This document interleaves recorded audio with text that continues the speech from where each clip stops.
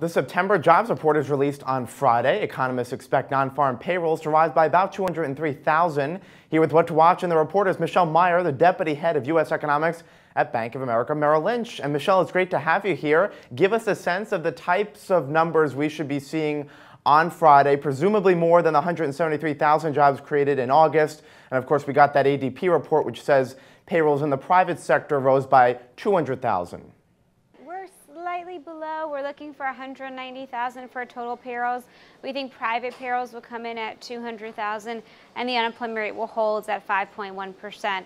So if we get a report as we're forecasting or as the consensus is forecasting, I think that would show that the economy is continuing to add jobs. We're continuing to see a further tightening in the labor market, and it's the healing that we would like to see at this point in the recovery. All right, and what about wages? Should we expect more of the same, an increase of about 0.2 of a percentage point or so? That's going to be a key part of the report is what we see for wages. We're looking for a 0.2% month-over-month increase on the month, and that actually allows the year-over-year rate to pick up a bit to 2.4%. So while that's very subdued wage growth, when you look at the trend, perhaps it's showing some very early signs that things are starting to move in the right direction.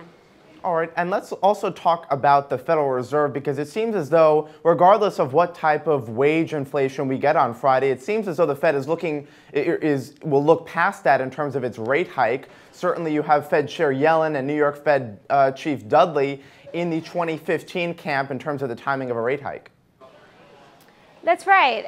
It does seem like the Fed is prepared to start hiking interest rates before the end of the year, and that is our baseline forecast as well. We think the first rate hike will be in December. But remember, that is data dependent, and it's dependent on what's happening in the global economy and the financial markets. So if the data comes in close to what they're expecting, mid 2% GDP growth, about 200,000 or so job growth a month, continued drop in the unemployment rate, signs of wage pressure picking up, and absent any real shock from the global economy or the financial markets, I think the Fed will go ahead and hike interest rates in December as they've communicated. But there's a lot of things that could happen between now and then. A lot of things, and of course the markets are pricing in a delayed rate hike, perhaps something in 2016. Yeah, the market's very skeptical.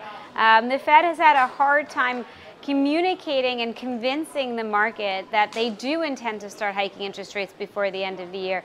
So every Fed speaker that comes out, Fed President Yellen or New York Fed President Dudley, a number of other regional presidents that have noted that the Fed intends to hike before the end of the year, you get a very brief reaction in the markets, but it doesn't prove to be persistent. Not persistent. All right, Michelle, we'll be watching that September jobs report on Friday. Michelle Meyer, the deputy head of U.S. Economics at Bank of America Merrill Lynch, thanks very much for joining us. You got it. I'm Scott Gamm, and you're watching The Street.